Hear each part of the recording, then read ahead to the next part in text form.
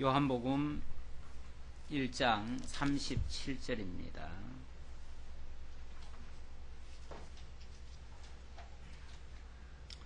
두 제자가 그의 말을 듣고 예수를 따르거늘 예수께서 돌이켜 그 따르는 것을 보시고 물어 이르시되 무엇을 구하느냐 이르되 랍비여 어디 계시오니까 하니 랍비는 번역하면 선생이라. 예수께서 이르시되 와서 보라. 그러므로 그들이 가서 계신 데를 보고 그날 함께 거하니 때가 10시쯤 되었더라. 우선 39절까지 봉독해 드렸습니다. 요한복음을 통해서 예수의 인성과 신성을 확증받는 그러한 내용이 바로 요한복음이 되겠습니다. 이를 위해서 11장까지는 인성을 입으신 예수에 대해서 소개를 하고요. 12장부터는 신성을 가지신 예수에 대해서 증거하고 있는데요. 예수의 본성 증거에 세 증인이 등장을 하고 있습니다. 첫 번째는 요한 사도고 두 번째는 요한 세례 요한이고 마지막으로는 예수 자신입니다. 1장 19절부터 세례 요한의 증거가 시작됐는데 곧 이어서 예수의 직접 증거로 이어지고 있습니다. 세례 요한의 증거를 통해서 세례 요한의 제자였던 두 사람이 예수께로 나아가는 장면 35절부터 소개되고 있습니다. 두 제자가 세례 요한이 예수를 가리켜서 하나님의 어린 양이라고 증거하니까 두 제자가 예수를 따라갔습니다. 그들의 이름이 여기 정확히 나오지는 않지만은 본서를 기록한 사도 요한과 시몬의 형제 안드레였습니다. 그 중에 안드레는 예수를 따라서 그가 거하신 곳까지 직접 찾아가서 확인한 뒤에 형 시몬을 찾아가서 우리가 메시아를 만났다라고 증거를 합니다. 그렇게 해서 시몬 베드로, 나중에 베드로라고 이름 일컬어지는 베드로도 예수께로 나오게 되는 그런 장면을 소개하고 있습니다. 다시 한번 37절 보겠습니다. 두 제자가 그의 말을 듣고 예수를 따르거늘 예수께서 돌이켜 그 따르는 것을 보시고 물어 이르시되 무엇을 구하느냐? 나에게 뭘 바라고 나를 따라오느냐? 그런 뜻이죠.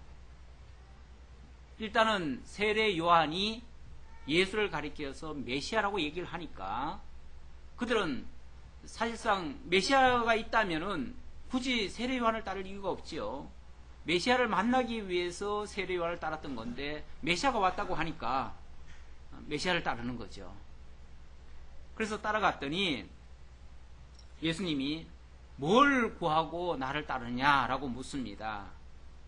그래서 이 두 사람이 이르되 랍비여 어디 계시오니까? 예수님 어디 지금 거하고 계십니까?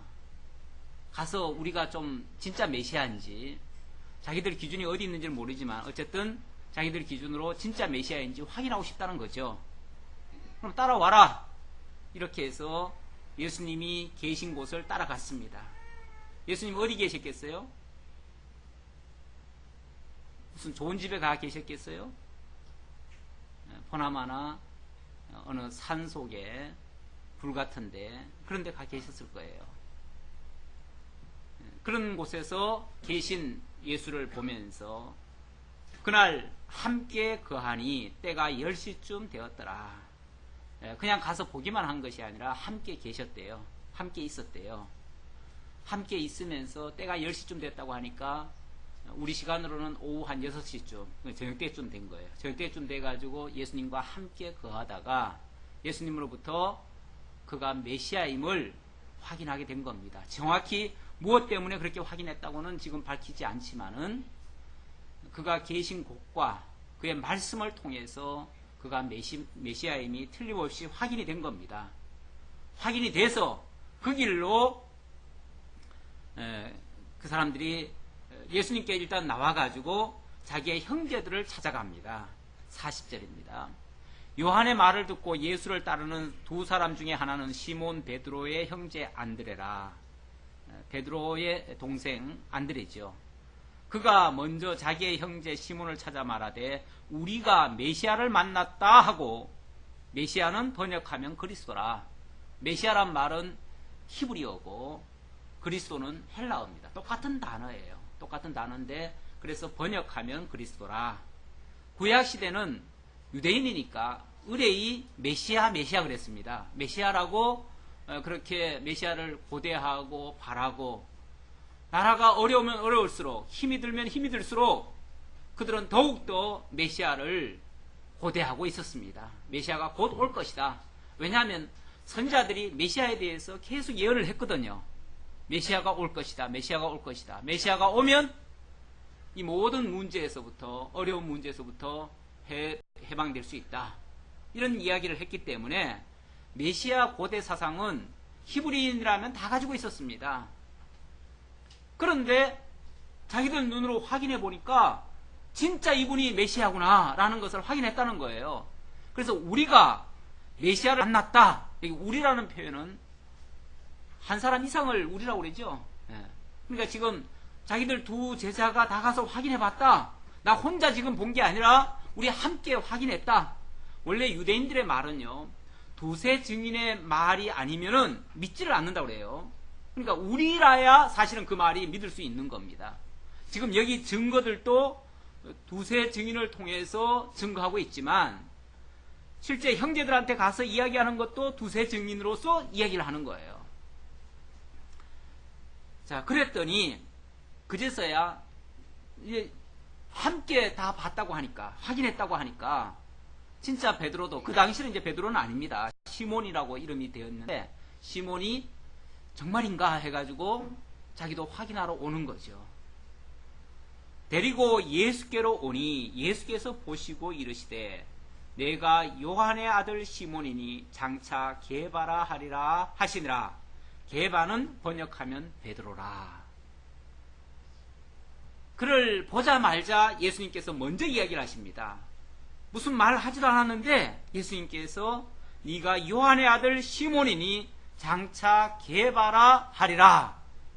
이렇게 먼저 예수님께서 그의 그 신원을 다 밝혀주고 있어요. 자기의 모든 것을 다 알고 계신 분, 누가 나의 모든 신분을 다 알겠어요? 오늘날과 같이 무슨 공개적으로 뭐가 다 있었던 것도 아니고 전혀 알 수 없는 상황에서 남의 내용을 다 알고 있다. 이것이 이분이 분명히 그리스도라고 그랬는데 이렇게 하시는 거 보니까 진짜 그리스도인가 보다 라고 하는 그런 어떤 확신을 갖게 만드는 거죠.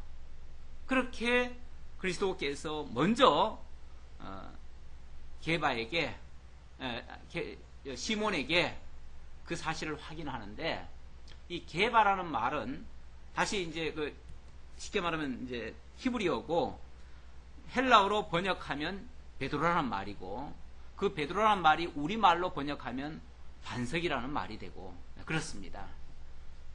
그렇게 이름을 벌써 앞으로 어떻게 될 것인가까지 다 알려줍니다. 지금 이 장면은요, 객관적인 사실 증거에 있어서는 다른 복음서하고 조금 장면이 다릅니다. 다른 복음서에도 보면 시몬 베드로를 불러내시는 장면이 있죠. 근데 대부분 보면은 갈릴리 바닷가에서 고기 잡을 때 불러내는 모습으로 기록이 되어 있습니다. 그거하고 여기하고 사실 장면이 좀 다른 것 같은 느낌을 줘요. 그런데 사실은 그 장면이 다르다기보다는 관점의 차이가 있어요. 그 기자가 그 사건을 놓고 어떤 측면에서 바라보고 있느냐, 뭘 증거하기 위해서 지금 이야기를 하고 있느냐, 그 관점의 차이가 있어요. 마태나 마가는 복음 전파할 일꾼 삼는 데에다가 초점을 맞춰놓고 있고요. 누가복음은 죄인을 구속하시는 속죄주. 그래서 누가복음 같은 경우는 베드로가 그렇게 말을 하죠. 주여 나를 떠나소서, 나는 죄인으로소이다. 이렇게 말을 하죠. 그러면서 곧 그 기자가 포착한 그 순간의 장면이 다른 거예요. 물론 위치가 다를 수도 있어요. 그러나 지금 이거는 불러내는 이야기를 하려는 데 목적이 있는 게 아니라 지금 이 사건을 통해서 뭘 증거하려고 하느냐가 지금 중요한데, 지금 본문에서는 예수의 신성을 증거하는 데 초점을 맞추고 있습니다. 그렇기 때문에 예수가 그의 어떤 속 내면까지 다 들여다보고 계시는, 그야말로 신이 아니고서는 할 수 없는 그런 말씀을 하심으로써 지금 그 측면을 증거하기 위해서 요한이 그 측면을 가지고 이렇게 증거하고 있다. 그렇게 이해하시면 되겠습니다. 자, 그 다음 43절로부터 2장 25절까지 예수 자신의 증거가 되겠습니다. 지금까지는 사도 요한, 그리고 세례 요한의 증거가 있었습니다. 그리고 이제부터는 예수 자신이 직접 증거를 하시는데, 이제 앞으로 당신이 쓰실 그 제자들을 부르시는 과정에서 당신이 그리스도이심을 증거를 하고 있습니다. 이미 앞에서 잠깐 시몬을 부르실 때의 장면을 소개했지만은 이번에는 나다나엘을 통해서 자기를 보여주어서 믿게 하시는 그런 장면이 나오고 있습니다. 43절입니다. 이튿날 예수께서 갈릴리로 나가려 하시다가 빌립을 만나 이르시되 나를 따르라 하시니, 빌립은 안드레와 베드로와 한 동네 벳세다 사람이라. 다 그 주변에 있는 사람들입니다. 빌립이 나다나엘을 찾아 이르되 모세가 율법에 기록하였고 여러 선지자가 기록한 그 일을 우리가 만났으니. 자, 여기도 증거가 참 대단합니다. 물론 여기도 도대체 이 빌립이 나를 따르라 하는 말에 바로 따랐고, 그 다음에는 나다나엘을 찾아가서 지금 말을 전하는데, 물론 내용이 상당히 생략된 이야기 같아요. 지금 많이 생략되면서 그 과정에 무슨 일이 있었는가는 지금 자세하게 언급은 안 되고 있는데, 분명한 사실은 뭐냐면 이 사람의 지금 증거 내용에 나타나고 있습니다. 모세가 율법에 기록하였고, 모세가 율법에 기록하였다. 모세 오경을 통해서 예언된 그 사람이다, 그 말이에요. 예언된 그 사람.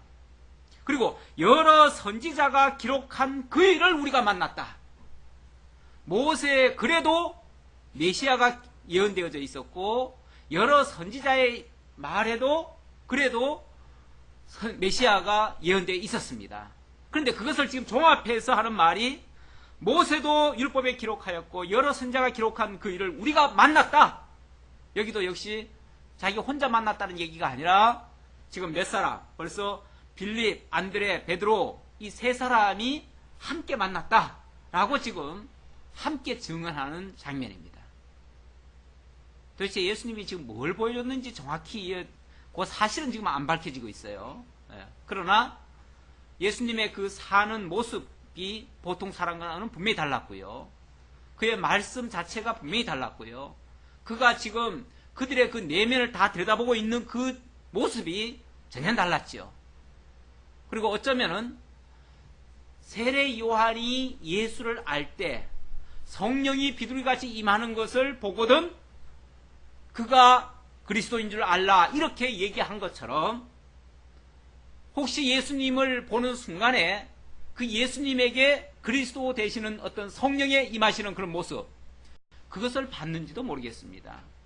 그러나 분명한 것은 이의 증거를 통해서 모세가 율법에 기록하였고 여러 선지자가 기록한 그이었다라는 사실을 증거한 거예요.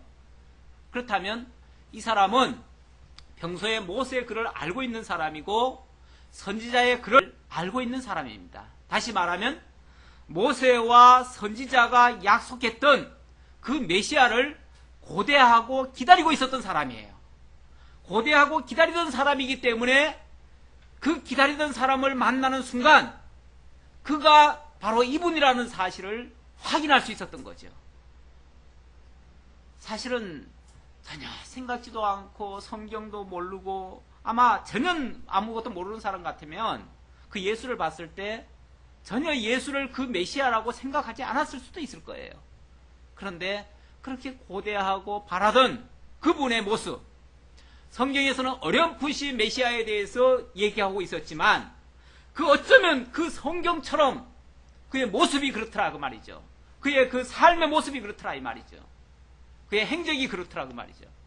그것이 그 사람에게는 쉽게 말하면 그리스도의 표적과 같은 모습입니다. 그걸 보고 이 사람이 자기의 친구를 찾아갔습니다. 나다나엘을 찾아갔습니다. 이 나다나엘은 나중에 예수님의 제자 중에 보면 바돌로메라고 하는 사람이 있습니다. 그 사람이라고 합니다. 그런데 여기 이제 본명은 나다나엘이고 나중에 예수님께서 바돌로메로 그렇게 고쳐주신 것 같아요. 나다나엘이 이르되, 자, 그러나 나다나엘은 황당할 그 말이 너무 황당합니다. 갑자기 예수라는 사람을 만났다고 하면서 그가 뭐 모세의 율법에 기록이 되어 있고 선자가 기록한 그이라고 말을 하니까 너무 황당하잖아요. 그래서 나다나엘이 그렇게 말을 합니다. 나다나엘이 이르되 나사렛에서 무슨 선한 것이 날 수 있느냐. 이거는 굉장히 멸시하는 말이죠. 물론 뒤에 보면은 나다나엘 역시도 하나님의 나라를 사모하는 사람이었습니다. 그도 성경을 통해서 늘 하나님의 나라를 기다렸고 메시아를 고대했던 사람입니다.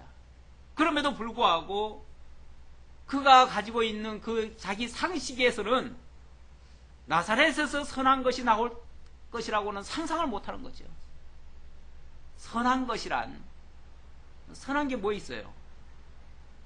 선한 것은 하나님의 뜻이 선한 건데 결국 하나님의 약속대로 오신 자를 지금 선한 것이라고 표현한 것이고, 결국 하나님의 약속대로 오시는 그가, 그 선한 것이, 선한 그리스도가 어떻게 나사렛에서 올 수 있겠느냐 그 말이죠. 나사렛이라는 동네는요 갈릴리 나사렛인데 그 지역은 일찍이 북쪽, 우리말로 하면 북쪽 오랑캐들한테 완전히 함락이 돼가지고 짓밟혔던 그런 아주 좋지 않은 도시입니다. 원래 국경지대라든지 이런 데가 별로 그렇게 좋은 동네가 아니거든요. 왜냐하면 그 이웃 나라들로부터 계속 침략을 당하고 완전히 백성들도 피폐하고 그 모든 것들이 다 형편없는 사람들. 그러니까 그 시대에 가장 하등 백성들이 가서 사는 곳, 멸시 천대받는 사람들, 그런 사람들이 모여있는 곳, 걸핏하면은 이웃나라로부터 침략받아가지고 정체성도 분명하지 않은 사람들, 어둠 속에 살고 있는 사람들, 그런 사람들이 사는 곳이 바로 나사렛입니다. 그래서 그런 나사렛에서 무슨 선한 것이 나겠느냐. 사람들도 다 멸시하는 그런 곳에 무슨 하나님의 가장 위대한 역사, 하나님의 약속하신 그 메시아가 거기서 나올 수 있겠느냐 그 말이죠. 자기 상식으로는, 자기도 성경을 좀 아는 사람인데 자기 상식으로는 메시아가 오려면 그래도 유대 땅 베들레헴에서 태어나야 되고, 그리고 예루살렘에 성전이 있으니까 모든 종교의 그 중심지는 예루살렘 아닙니까? 그러면 당연히 메시아라면은 그 중심지에서 활동을 해야 정말 메시아답지요.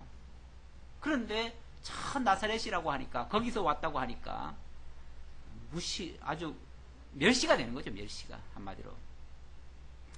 그래서 그 말 듣고는 믿을 수가 없다는 거죠. 그렇게 믿지 못하는 사람에게 무슨 말을 할 수 있겠어요? 뭘로 설득이 가능하겠어요?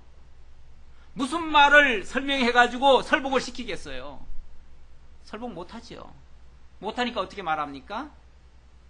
와 보라. 빌립이 이르되 와서 보라 하니라.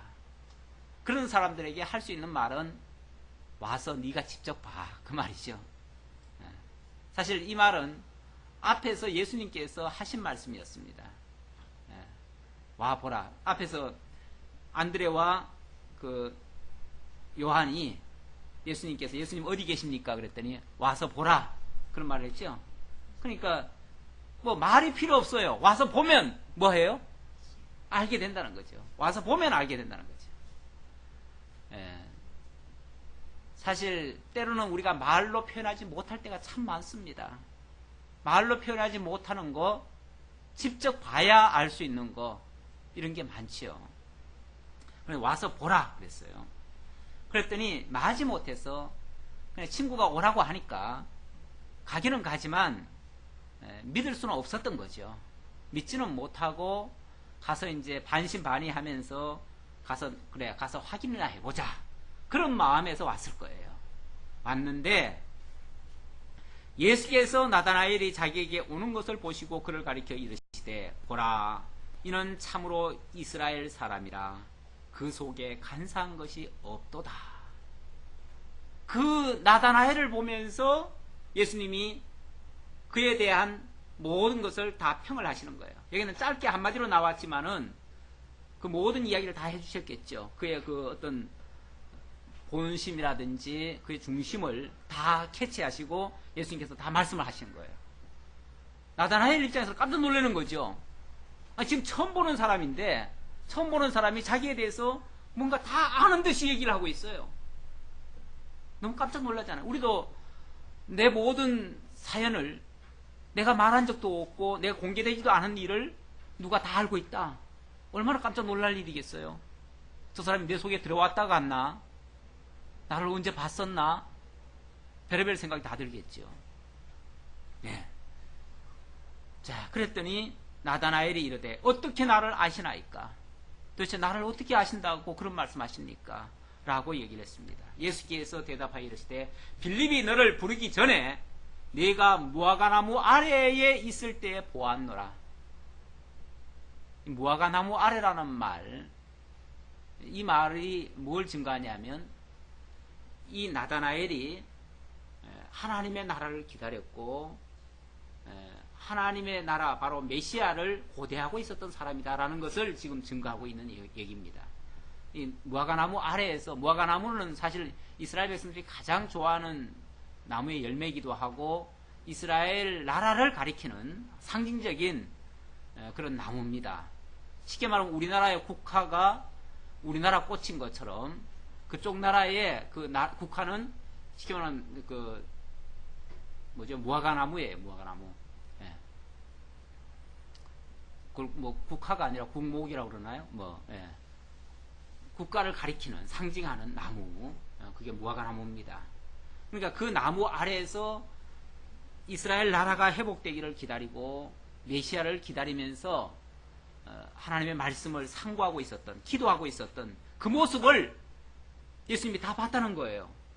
근데 사실 그 장면은 멀리 떨어진 장소에서 자기가 홀로 지금 하나님 앞에 기도하고 있었는데 그걸 예수님이 다 봤다는 거예요. 다 알고 있다는 거예요. 이미 빌립이 부르기도 전에 예수님이 다 봤다는 거예요. 여기서 깜짝 놀라는 거죠. 나다나엘이 대답하되, 랍비요, 당신은 하나님의 아들이시요 당신은 이스라엘의 임금이로소이다. 조금 전까지 뭐 하던 사람이 나사렛에서 무슨 선한 것이 나겠느냐라고 멸시하던 사람이 직접 메시아를 만나고 나서 그의 몇 마디 말씀 속에서 그가 메시아임을 확인하게 된 겁니다. 지금 우리가 봤을 때는 별말 아닌 것 같은 말인데도 그 당사자로서는 그것은 너무 큰 충격일 정도의 말씀입니다. 그리고 그리스도가 아니고서는, 하나님의 아들이 아니고서는 알 수 없는 말을 지금 하고 있다라고 지금 확신을 든 겁니다. 확인을 한 겁니다.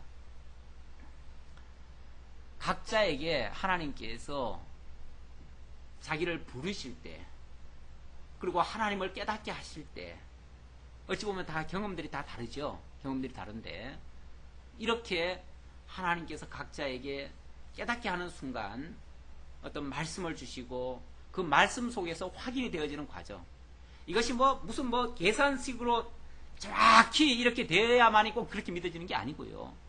하나님께서 성령을 통해서 감동을 주시고 깨닫게 하기 때문에 그 말씀이 그 사람에게는 너무나 정확한 말씀이고 너무나 분명한 확실한 말씀이에요. 그러니까 그 경험은 조금씩 다 다르지만은 그런 식으로 예수가 그리스도이심을 확인하게 되어지는 그런 모습입니다. 예수께서 대답하여 이르시되, 내가 너를 무화과나무 아래에서 보았다 함으로 믿느냐? 이보다 더 큰 일을 보리라. 예수님이 하신 말 그렇게 대단한 말 아니에요. 딴 사람이 들으면은 내가 너 무화과나무 아래에 있을 때 내가 다 봤다, 그 말이잖아요. 딴 사람이 들으면 별말 아니에요. 그런데 그 당사자로서는 너무 놀랄 일인데 너 이거 가지고 지금 놀라고 있느냐? 예수님께서 그 정도 얘기하는 거죠. 그러면서 앞으로 이보다 더 큰 일 보게 될 것이다. 심지어 이르시되 또 이르시되 진실로 진실로 너희에게 이르노니, 여기 진실로 진실로란 말이 아멘 아멘이라고 그랬죠. 이거는 예수님의 그 선언적 표현입니다. 선언적. 예수님이 선언하는 말이에요. 앞으로 이렇게 분명히 된다, 확증적으로 얘기하는 거예요. 뭐 믿어달라 그 소리가 아니고, 진실로 진실로 하면 꼭 믿어달라고 그러잖아요. 내 말 진짜야, 믿어줘, 이렇게 지금 얘기하는 것 같은데 그 말이 아니고, 여기 지금 요한복음에 나오는 전부 다 진실로는 아멘입니다. 사실은 아멘인데 이거는 번역하지 말았어야 돼요. 번역하지 말고 직역을 했어야 돼. 그냥 아멘 아멘 이렇게 얘기를 했어야 맞는 말인데 우리말에 다 번역을 해놔버렸어요. 진실로라고. 근데 아멘 아멘 너희에게 이르노니, 이건 선언한다 그 말이에요. 선언하노니 하늘이 열리고 하나님의 사자들이 인자 위에 오르락내리락 하는 것을 보리라 하시니라. 지금 예수님이 하시는 일, 남들이 보면 별일 아닙니다. 아무 일도 아닌 것 같아요. 그런데 눈을 뜨고 보면은 하늘에서 천사들이, 하나님의 사자들이 인자 위에 오르락내리락 하시면서 역사하는 일들이에요. 하나님이 이 예수를 통해서 그리스도에게 언약되었던 그 일을 감당하시느라고 천사를 동원해 가지고 그 모든 역사를 하고 있다 그 말이에요.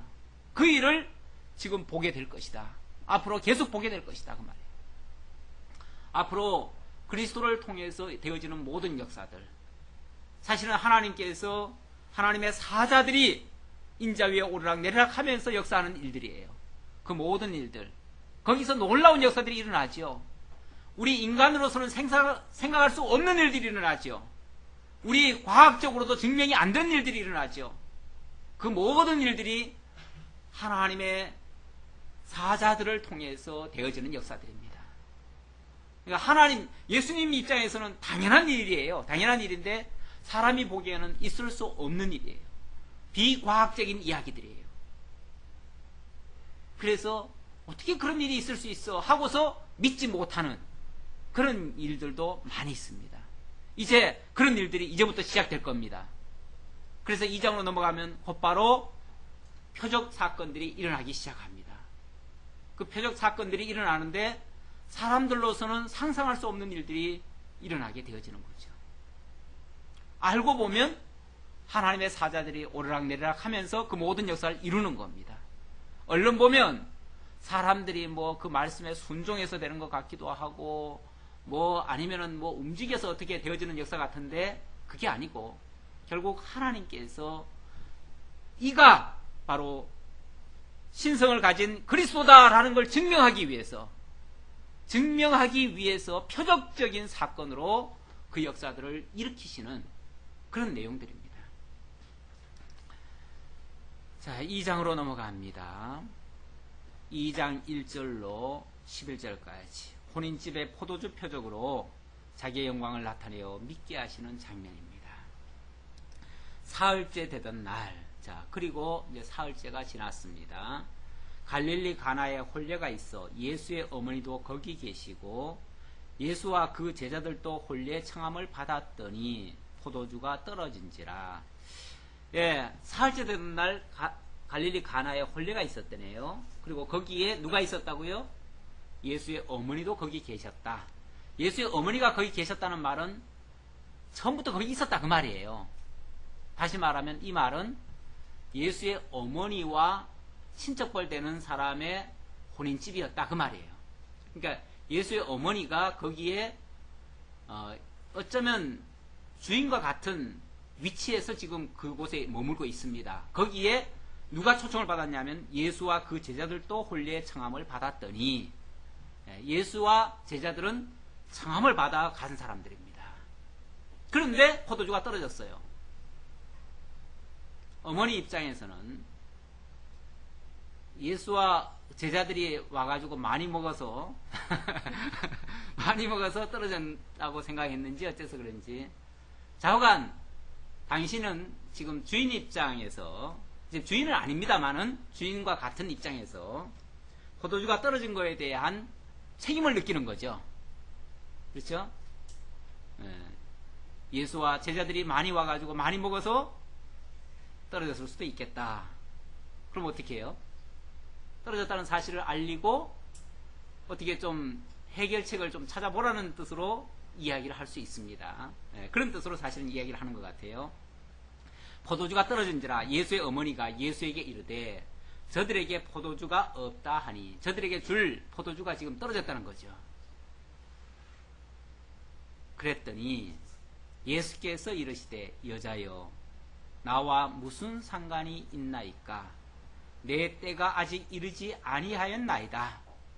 저 사람들에게 지금 손님들에게 포도주를 줘야 되는데 포도주를 줄 게 떨어졌다 하니까 여자여 그게 나와 무슨 상관이 있습니까?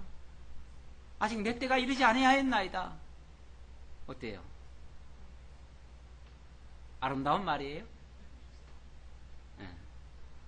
참 이 부분 때문에 많은 성경학자들이 고민을 많이 해요. 사실은 우리 예수님 도덕적으로도 아주 훌륭하시다라고 보통 소개를 하잖아요.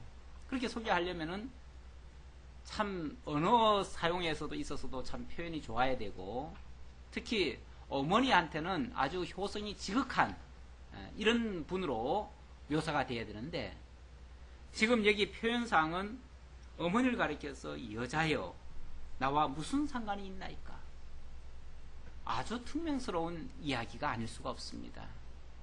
그래서 이 부분을 어떻게 해석을 해야 되나 아주 고민을 하다가 히브리어 용법에는 여자라고 표현하는 것은 최고 극 존칭이다. 이렇게 해석을 하시는 경우가 많더라고요. 그렇게 해석을 하시는 분이 참 많아요. 그러면서 우리 예수님께서 절대로 어머니를 비하해서 그렇게 말할 수가 없다. 그럴 수는 없고 이거는 최고로 예우해서 하신 말씀이다. 그럼 그 다음 말은요. 나와 무슨 상관이 있나이까 이런 말은요. 이 사실은 앞뒤가 좀 안 맞는 이야기죠. 그렇게 말을 하면 안 되죠. 물론 예수님께서 자기 어머니를 마치 비하하듯이 멸시하듯이 그렇게 말했다는 것도 인정하기는 사실 곤란합니다. 그렇게 말하기는 곤란해요. 그러나 분명히 어떤 목적이 있어서 하신 말씀은 분명한 것 같습니다. 그렇죠? 무슨 목적이겠어요? 그냥 단순히 어머니한테 지금 하시는 말씀이 아니고요. 뭔가를 지금 구분하기 위한 어떤 목적이 있다는 거예요. 그게 이제 나와 무슨 상관이 있나이까 라는 이 표현에도 잘 나타나 있고요. 또 여자여라고 하는 말에도 사실은 나타나고 있습니다. 그리고 내 때가 아직 이르지 아니하였나이다 이런 말. 지금 예수님이 이 땅에 오신 것은 아버지 어머니 잘 모시고 효도하기 위해서 왔습니까? 그거 아니죠.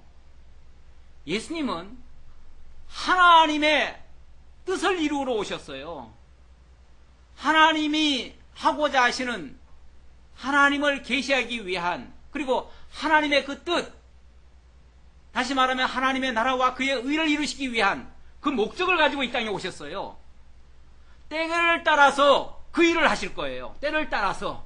여기 때라고 하는 것은 바로 하나님의 그 약속하시고 하나님께서 이루시고자 하는 그것을 이루고자 하는 때를 얘기하는 거예요. 그 시점.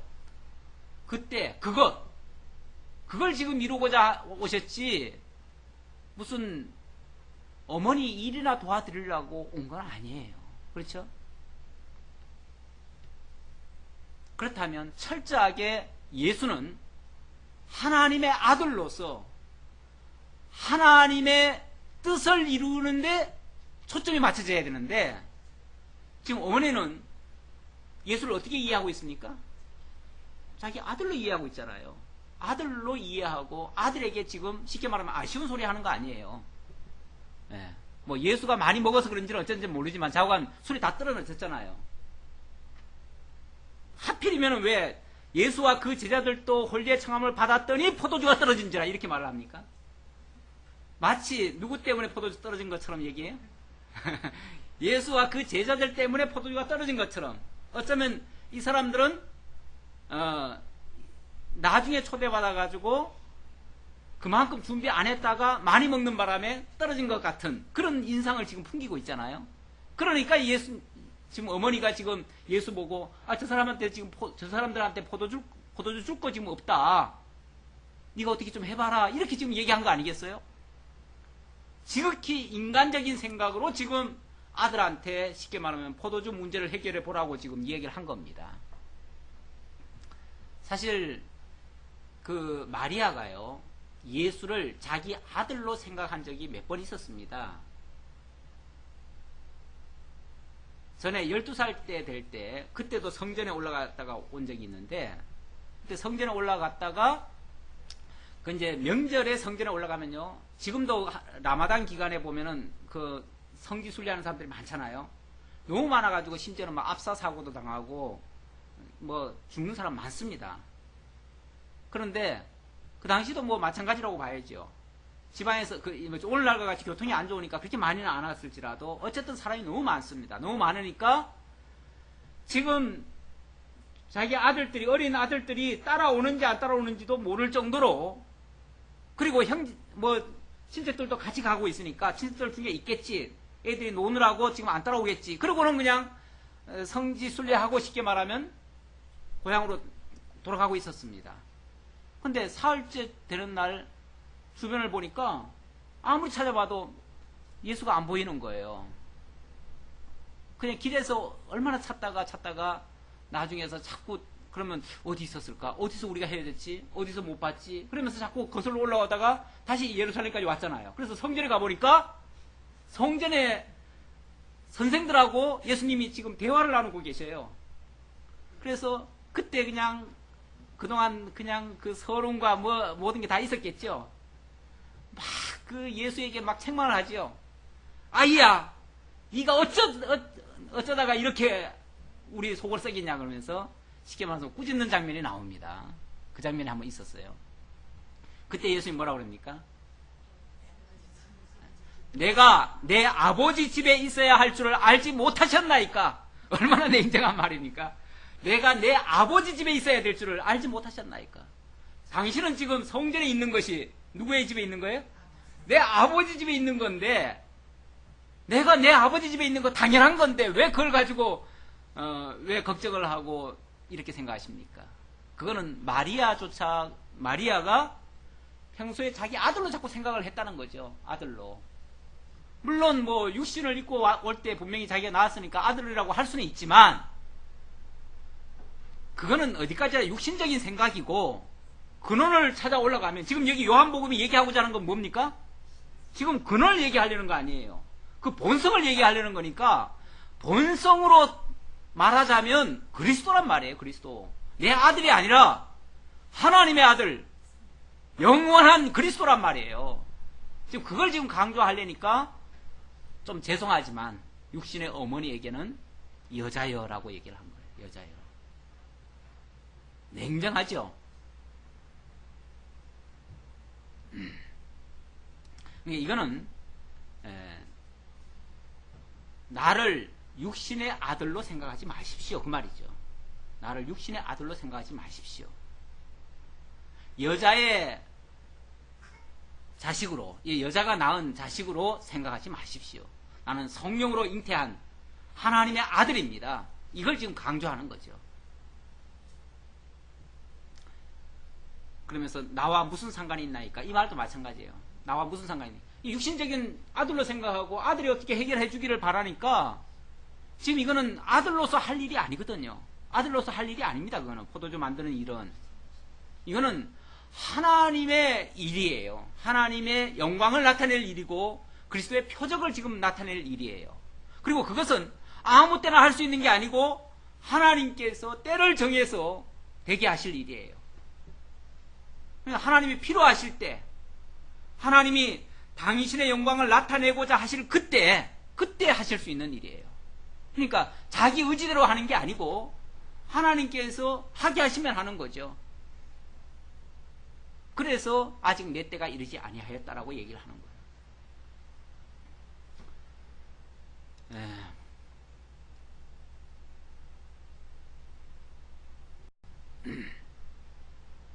그래서 예수는 바로 사사롭게 일하는 그런 육신의 아들이 아니라고 얘기를 하고, 오직 하나님의 영광을 위해서 또 그리스도이심을 증거하기 위해서 표적으로서 하실 일이다. 결코 인간 예수로서 할 일이 아니다라는 것을 증명하는 그런 내용이 되겠습니다.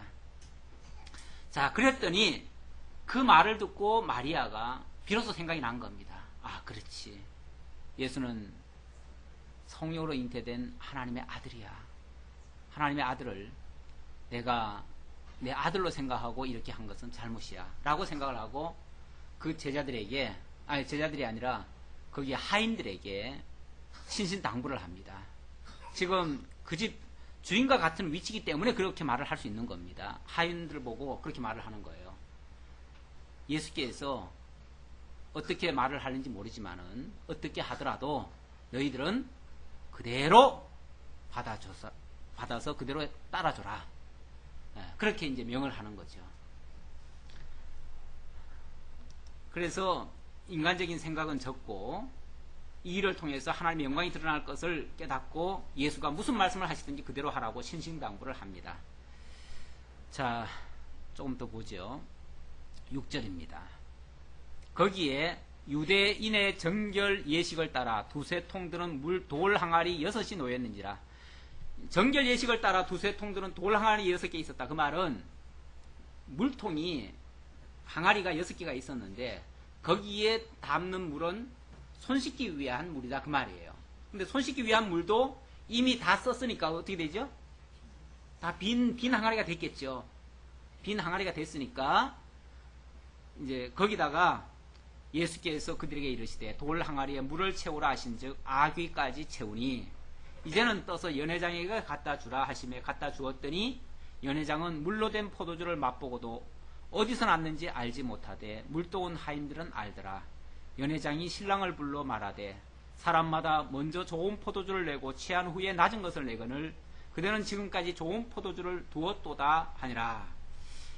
예, 이제 예수께서 이제 마리아가 그렇게 부탁을 했으니까, 하인들한테 부탁을 했으니까 무슨 말을 하든지 어떻게 하시든지 그대로 따라라 그랬더니 예수께서 그 다음 말씀을 하시는 거예요. 돌 항아리, 거기 원래는 손 씻기 위해서 받아놓은 물인데 거기다가 물을 갖다 채워라. 다 비었으니까 이제 채우라고 했어요. 그래서 6개 있는 데다가 다 아귀까지 다 채웠습니다. 그랬더니 곧바로 그걸 떠다가 그 회당장이 아니라 뭐죠? 예, 연회장. 그 잔치를 주관하는 그 장이 있는데 그 장한테 갖다 주라는 거예요. 그러니까 그 사람이 뭐 포도주를 떠오는 것 같아가지고 그걸 이제 맛을 볼 거 아니에요? 맛을 봤더니 맛이 너무너무 맛있는 거예요. 지금까지 먹던 것보다 훨씬 더 맛있는 거예요. 그러니까 세상에 이렇게 좋은 포도주를 왜 이제야 가져오느냐? 다른 사람들 같으면은 처음에는 뭘 갖다 줘요? 처음에는 다 좋은 걸 갖다 주다가 술이 어느 정도 취하고 나면 그 다음에는 뭐 그냥 옛날 막걸리 같으면은 막걸리에다가 물도 타고 또 아니면은 그 뭐예요? 쌀 씻은 물. 쌀뜨 물도 갖다 타고 뭐 그래가지고 갖다 주고 막 그러잖아요. 옛날엔 그랬던 것 같아요. 내가 그랬다는 얘기는 아니고 옛날에 시골에 보면은 그런 일도 있었어요. 그래도 몰라요. 왜? 이미 술 취했으니까 뭐 비슷하게 생겼으니까 다 그건 줄 알고 그렇게도 하는데 세상은 원래 그래요. 처음에는 다 좋은 거 하다가 샘플은 다 좋아요. 그래서 샘플은 다 좋은데 쓰다 보면 어느 순간부터 이 제품이 나빠지는 경우가 상당히 많아요. 그러니까 세상에서는 가면 갈수록 더 좋아지는 법은 잘 없습니다. 그런데 어떻게 당신은 처음에도 물론 좋았지만은 이렇게 더 좋은 걸 갖다가 이렇게 숨겨놨다가 이제야 가져오느냐? 아, 이렇게 좋은 거면 진작 좀 가져오지. 그렇게 이제 칭찬을 했다는 거죠. 야, 이렇게 참 나중에 숨겨놨다가 가져오는 거 보니까 너무너무 좋다 하고서 칭찬까지 했다는 거죠. 근데 이 사실은 누가 알아요? 아무도 몰라요, 사실은. 아무도 모르고.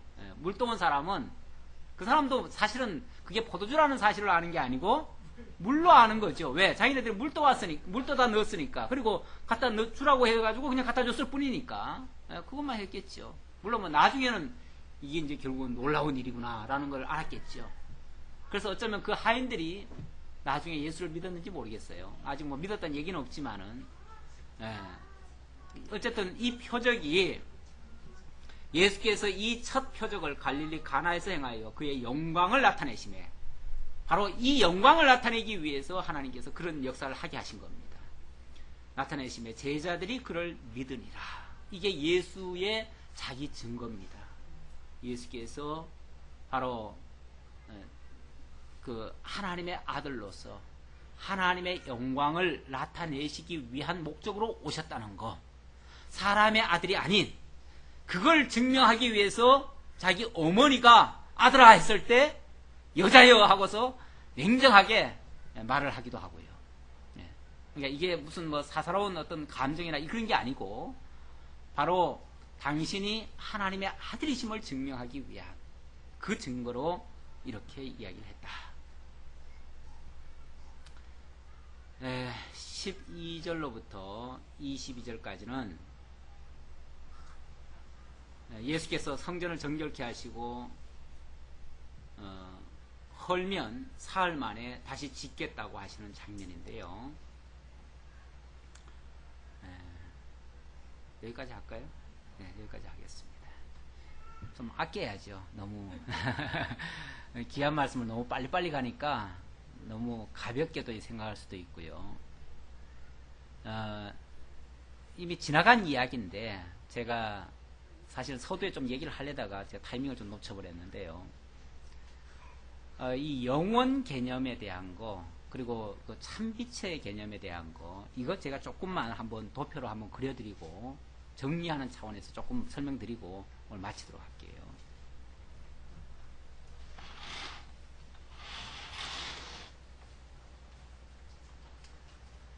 지금 요한복음이 얘기하려고 하는 그 태초라고 하는 이야기가 있잖아요. 태초를 영원전 태초라고 저희가 말씀드렸습니다. 근데 그 태초라는 개념을 사람들이 어떻게 이해를 하냐면은, 여기 이제 계시세계고요. 계시세계고, 요 계시세계 이 전 상태, 여기를 이제 영원이라고 이렇게 이제 이해를 합니다. 그리고 일반적으로는 이 영원 세계를 이 계시세계의 시작 이전부터 계시세계가 끝나고 나면 다시 시작되는 그 세계, 그렇게 생각하는 경우가 많습니다. 이거는 시간적으로 이렇게 이제 보통 이해를 하는데 그게 아니고요. 원래는 영원하신 하나님 안에 다 있는 거죠. 이게 영원하신 하나님입니다. 영원하신 하나님. 영원하신 하나님 안에 영원 세계가 있는 거죠. 영원 세계가 있고, 그 영원 세계에 쉽게 말하면 이 안에 이 계시 세계가 지어지는 겁니다. 계시 세계가 지어지는데, 이 위가 이제 천상 세계고요. 하나님께서 지으실 때 천지를 지으셨다 그러죠. 천지를 지으셨을 때 이 천이 천상 세계입니다. 그리고 지는 지상세계고요. 지상계죠. 천상계, 지상계. 지금 성경이 말하고 있는 것은 전부 다 사실은 이 지상계 얘기입니다. 지상계. 첫째 날 천지를 지으시고 그 다음부터는 전부 다 이 지상계 얘기예요. 그리고 넷째 날에 이제 이 땅에 우주도 만들고 지구도 만들고 태양도 만들고, 그렇게 해서 이 지상계가 세워져 가는데, 이 지상계는 이거는 영원한 세계는 아닙니다. 이 영원한 세계를 영원하신 하나님이 지으신 이 천상 세계를 어떻게 보면 계시하기 위한 이 천상 세계에 대한 그림자와 같은 세계예요. 첫째 날 하나님이 빛이 있으라 했었는데, 그 빛이 이 천상 세계를 주관하시는 결국 그리스도입니다. 이 빛이 있으라 했고, 이 빛이 결국 천상세계를 다 다스리고 있습니다. 그래서 나중에 요한계시록에 가보면은 이 천상세계는 태양이 따로 없어요. 그런데 굉장히 밝아요. 밝은데 알고 보니까 예수 그리스도가 빛이시더라. 그렇게 얘기를 하고 있어요. 결국 이 빛이 천상세계를 다 주관하시는 그리스도예요. 그리스도인데 이 빛으로 계시던, 이 천상세계에 계시던 이분이 어디로 오셨다는 거예요? 이 지상계에 오셨다는 거예요. 오실 때 그냥 오는 게 아니라 육신을 입고 오시는 거죠. 그래서 내면으로 들어가 보면 실제로는 빛인데 이 어둠 속에 있다 보니까 어둠 속이 빛을 알지 못하더라는 거예요. 그래서 믿지를 못하더라는 거죠. 그러나 이 빛이신 이분이 하나님을 온전히 여기다가 보여주시는 겁니다. 다 계시해 주시는 거예요. 계시해 주시면서 이 어둠 속에 있는 자들을 건져서 결국 천상으로 데리고 올라가시는 거죠. 그래서 이 천상세계로 올라가야 이 빛 속에 영원한 생명이 있는 겁니다. 그래서 이 그리스도를 육신적인 예수가 아닌 예수 속에 있는 그리스도를 발견하고 그의 빛을 발견하는 자, 그의 생명을 발견하는 자, 그가 바로 영원한 생명 속에 들어가게 된다는 거예요. 그래서 이 지상계에 있는 자들은 하나님께서 여기에 이 지상세계의 하나님의 나라는 이 영원한 하나님의 나라에 대한 그림자와 같은 나라예요. 이것도 완전한 나라는 아니에요. 그러니까 이 지상세계의 하나님의 나라인 이 교회는 어떻습니까? 완전치 않지요. 완전치 않아요. 그러나 여기서 지금 보여주고 있는 그림자로 보여주고 있는 것이 영원한 천상세계에 들어가면 완전해지는 거죠. 자, 이런 상태에서의 지금 천상세계 그러니까 빛과 어둠 이렇게 지금 말할 수 있고요. 여기에 로고스는 바로 이 상태에 있는 겁니다. 말씀. 이 말씀이 하나님 안에 있었고 거기에 영원이라는 개념이 바로 이 상태를 얘기하는 거예요. 여기 상태.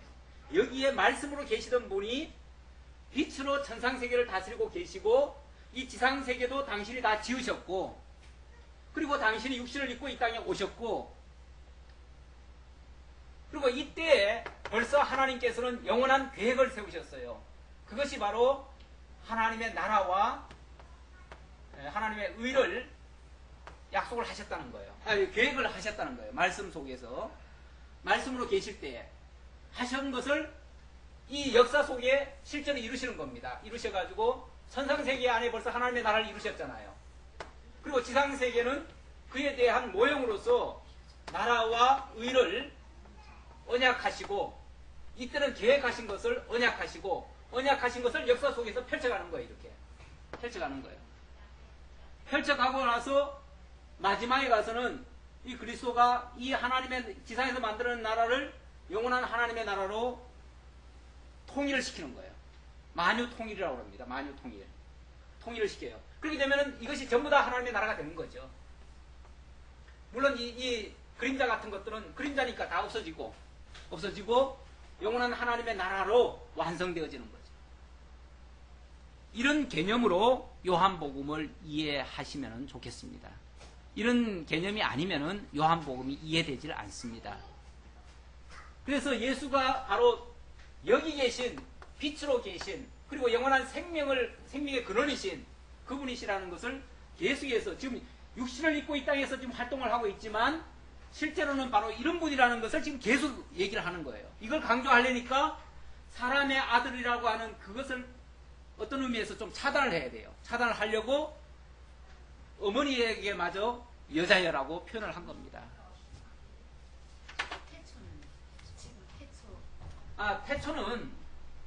태초는 여기죠. 여기 요 시점이죠. 요 천지가 창조되기 시점 상태 그리고 이 계시세계의 시작 상태.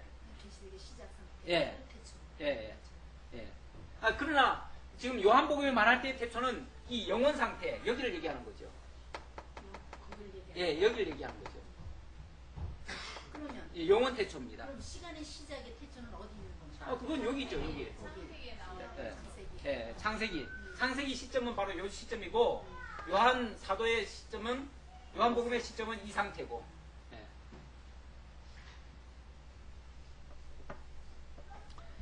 기도하겠습니다. 아버지 하나님 감사합니다. 우리에게 너무나 값진 소중한 이 진리를 알 수 있도록 인도하시고 성령께서 우리의 중생한 영을 통해서 이 성경 말씀을 밝히 깨달아 알 수 있도록 인도해 주시니 참으로 감사합니다. 이 진리를 가지고 우리가 이 땅에 살지만 영원한 그리스도를 만나고 영원한 하나님의 나라를 발견하고 그 나라를 소망하면서 이 거친 세상에서도 힘있게 살아가며 승리하며 하나님께 영광 돌리며 또 감사와 찬송을 하며 살아갈 수 있는 저희 모두가 될 수 있도록 인도해 주옵소서. 함께 주오심을 감사드렸고 예수님의 이름으로 기도하옵나이다. 아멘. 찬송 546자입니다.